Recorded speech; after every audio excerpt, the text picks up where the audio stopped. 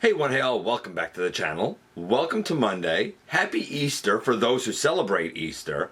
And welcome to Countdown Day. And this one is going to be a fun one, I think. I was looking forward to this one. I'm surprised we haven't done it before. It is going to be the top 10 Transformers Prime characters. Spans all 3 seasons, including the Predacons Rising movie. The whole thing. Includes the novels, includes the video games that are really all part of the aligned continuity, but to be fair, we're really focusing on the Transformers Prime show itself, which gave us some of the best storytelling that we ever had, with each season having its own story arc. Not to say every episode was a gem, mind you. And gave us some of the best characters. With a smaller cast, they were able to flesh out a lot of characterization and character development with a lot of them. Not all of them, but a lot of them. So who are the top 10 that really stand out? Well, we're about to find out in the latest GotBot Counts Down.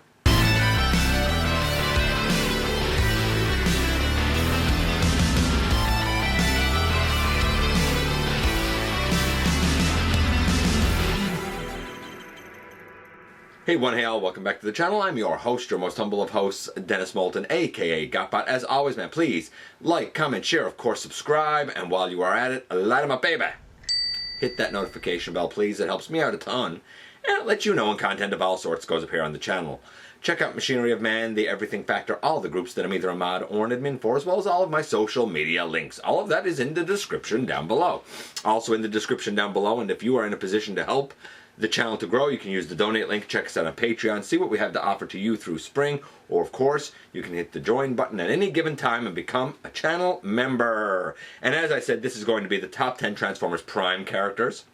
It sort of bled over a little bit into extensions of the Prime universe to be the aligned continuity, but really it's focused on those 3 seasons of the show along with the Predacons Rising film. That was really what was fair game. I loosely allowed some other votes for some other aspects of the aligned continuity. Not that they made it, to be fair, but it's worth noting that there were votes for kind of other offshoots of the aligned continuity. One person said that they didn't find Prime to be very good. They didn't think it had good character development or good storytelling. My response to that is you obviously haven't watched the show. It's widely regarded as some of the best, both in terms of storytelling and characterization, though admittedly fans the world over alike tend to say that Season 3, which of course was Beast Hunters, was kind of going off the path and obviously rushed because it got shortened to 13 episodes. I really wish that that had been a full season to see exactly what they would have done with the Predacons and with that story as a whole, because there were other things to be introduced there. And I'm sure that Season 3 suffered because of it. Of course, as always, fans all across social media cast their votes. And these are the 3 honorable mentions. Ultra Magnus, who made a good push to get on the top 10, but he didn't quite make it. Smokescreen, who had some great character development there. I mean, he went from the young bot of the team to a lot more maturity. It took a long time, but a lot more maturity. I've often seen him as like the Cheetor of Transformers Prime, with that same sort of youth to experience evolution. And Dreadwing, who was great. Dreadwing was a great character who had his own motivations, who was threatening, but at the same time, when the end of his storyline came, it was very decisive and very definitive. Also very shocking. None of them made the actual list. So who did? Here's the thing. I don't think that you're necessarily going to be surprised by who made the list, but I think you're going to be surprised by the order that certain characters made the list. Without any further ado, how about we do what we always do and kick things off with number 10 first. Case in point, number 10 is an example of a character that I thought was going to be much higher on the list by way of Optimus Prime. That's right, the leader of the Autobots himself, Optimus Prime. People that voted for him said, look, this was the first time that Optimus Prime felt like Optimus Prime really since G1. I guess that they are alluding to the fact that Peter Cullen voiced Optimus in Transformers Prime, as well as G1, as well as the films, as well as a few other things that we know and love. But nevertheless, a lot of fans do kind of look at this as like, if G1 is their Prime, then this is like the second iteration of their Prime for a lot of fans, not all. Naturally, there are people who Peter Cullen is not their Optimus, so they kind of didn't give their support and their vote here. But for anyone who's a G1 fan, who wanted that nostalgia, who wanted that voice, who wanted that to be their Optimus, they were rewarded in Transformers Prime when the great Peter Cullen himself once again donned the voice of the Autobot leader. Optimus Prime, based on fan votes, took the number 10 slot. Number 9 is the big burly bruiser of the Autobots by way of Bulkhead. That's right, it is Transformers Prime Bulkhead. I mean, what is there to say? Bulkhead is big, tough, he's a bruiser. He's also a little bit of comedic relief at times. Certainly in some of his interactions with Ratchet and Bumblebee. We also see that he has definitely a heart because of the relationship that he builds with Miko, as well as his excitement and his evolving relationship with Wheeljack as they look back on their time being part of the Wreckers. Bulkhead is one of the best well-rounded characters on the show, and a character that gained a cult following that wasn't from G1. Bulkhead takes the number 9 slot. Now number 8 is a version of a character that many say is the best version of this character since G1. So much so that the voice actor has been renowned as being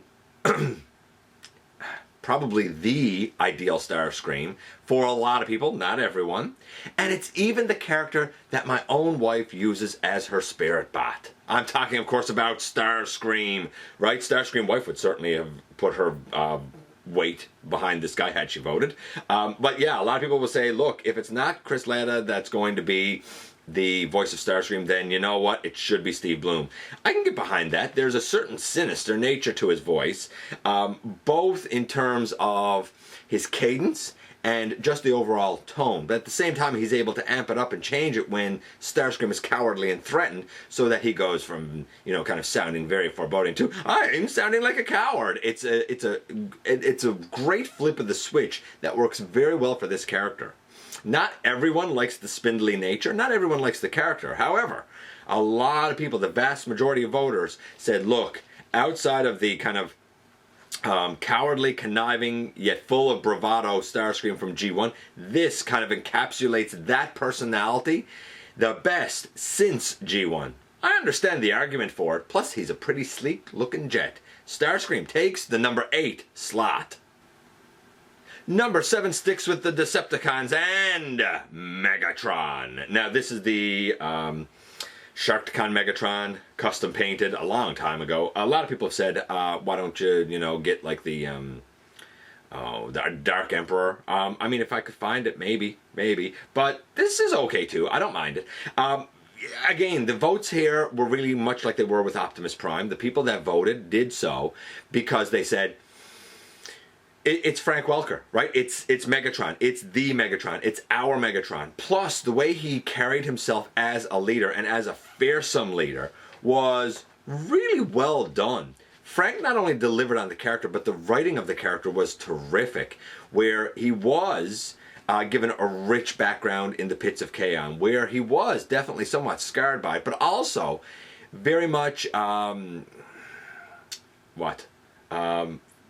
I guess full of confidence because of that history. And it came across, nothing intimidated Megatron. Then, right up to the very end, when he realized the error of his ways. What did it take to do that? All it took was being a slave to Unicron. Megatron, one of the greatest characters in Prime, with one of the greatest character arcs, especially his interactions with Unicron. And for that reason, Megatron, the leader of the Decepticons, takes the number 7 slot.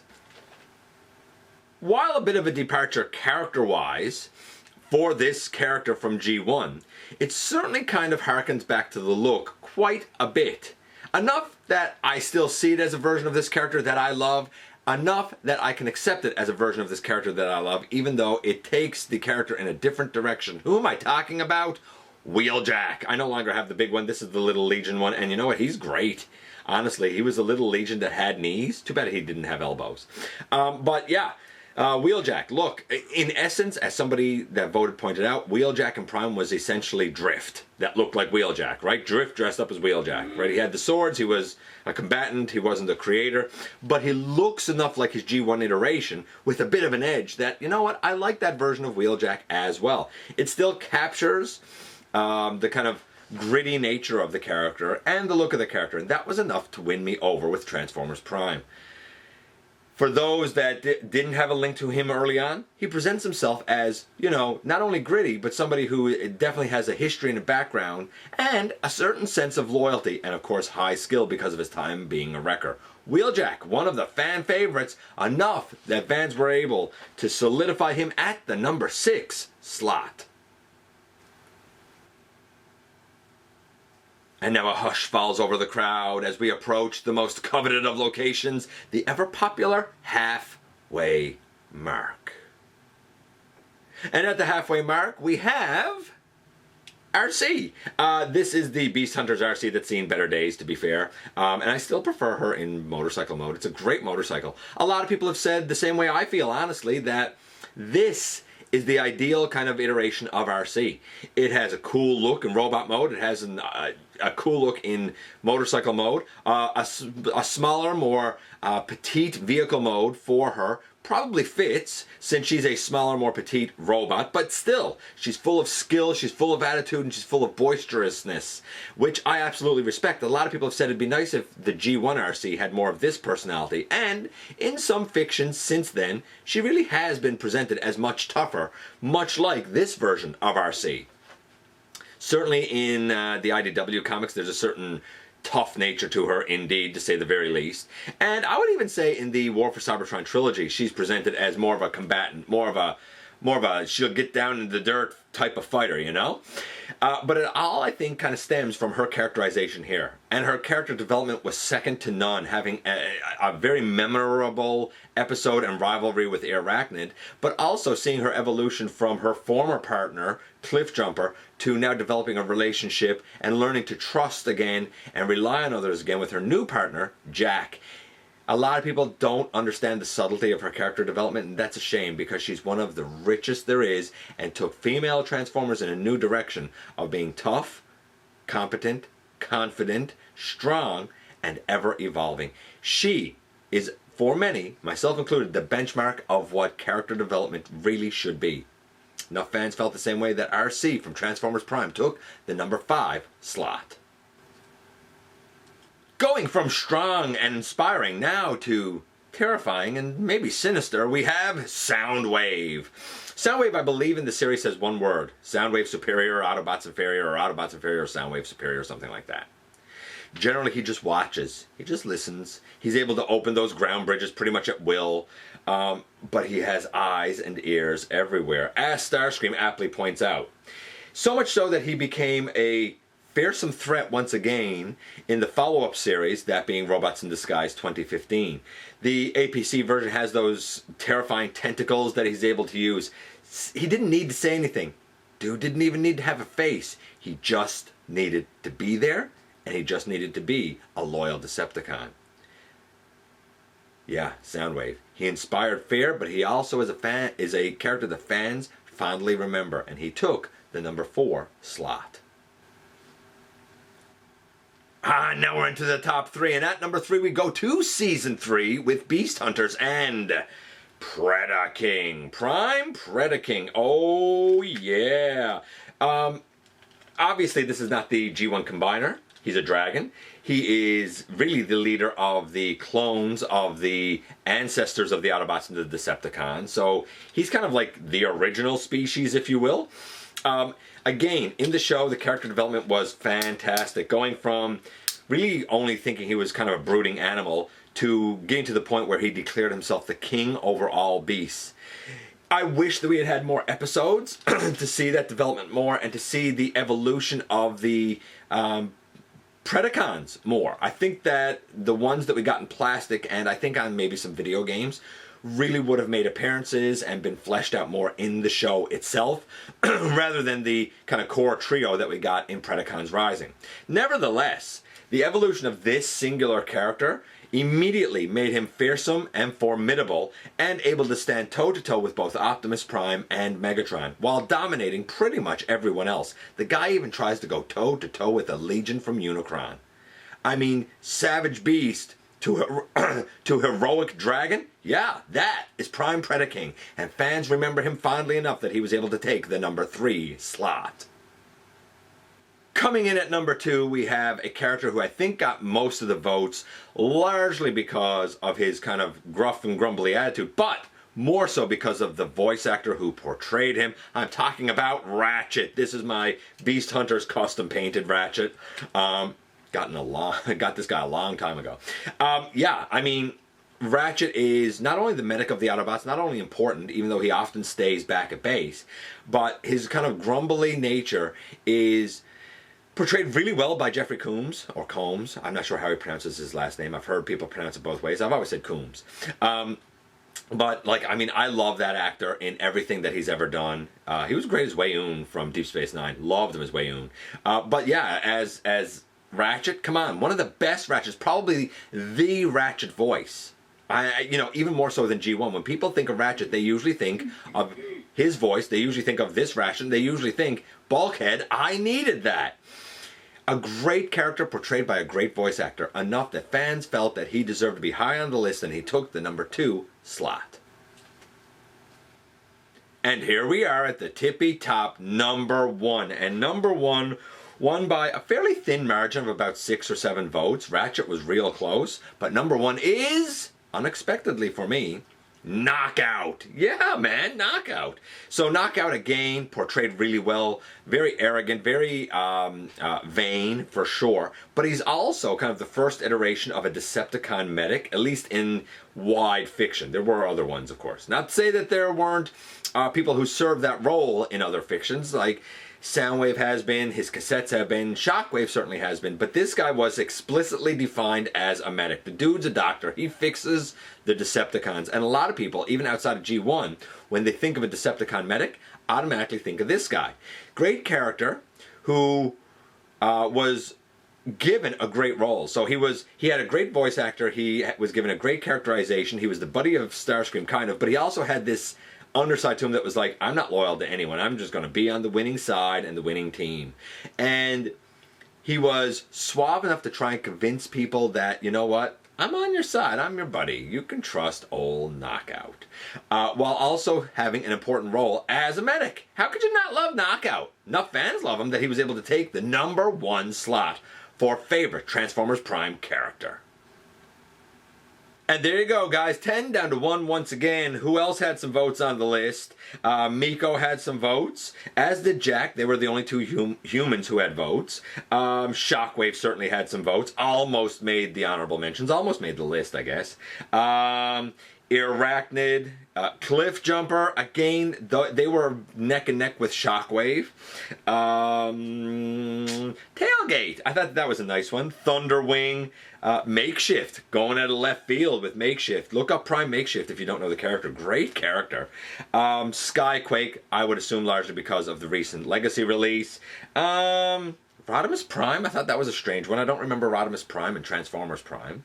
And let's throw in Steve, the Viacon. He also had a couple of votes. So many great characters, only 10 slots. I mean, this was a fun one. I think that the ones that were on the list make sense. I'm just surprised of the order of some of them. I really thought that like Optimus and Starscream were going to be more near the top, and I definitely thought Magnus was going to be on the main list itself. Go figure, the fans, the voters never lie. I appreciate you guys coming by, giving me some of your extremely valuable time. I do know how important it is to you. If you're in a position to help the channel to grow, you can use the donate link.